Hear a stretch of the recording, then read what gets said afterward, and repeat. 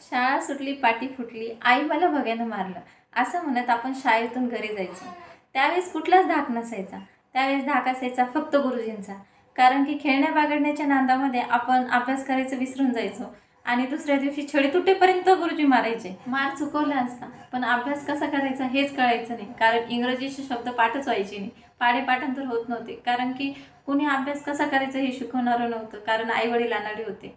सांगली जिल्ह्यामध्ये एक प्रकार घडला. साधना भोसले नावाच्या मुलीला वडिलांकडनं बेदम मारहाण झाली, कारण की तिला नेट परीक्षेमध्ये मार्क्स कमी पडले होते म्हणून. आई वडिलांची अपेक्षा असते की माझ्या मुलाने 100 पैकी 95 मार्क्स घेतलेच पाहिजे. पण ह्यामध्ये मुलं डिप्रेशनमध्ये चालले जातात आणि अलीकडे आता बघण्यात येत आहे की आत्महत्येचे प्रकार खूप घडत आहेत. त्याच्यामुळे मुलांवर इतकं प्रेशर करू नका की जेणेकरून ते आत्महत्येचा निर्णय घेतील. खरं तर टक्केवारी मुलांची हुशारी ठरवू शकत नाही, पण आजकाल काय होतंय, गुणवत्तेवर मुलाची हुशारी ठरवली जाते. त्याचीच बळी पडलेली साधना भोसले हिला विनम्र अभिवादन.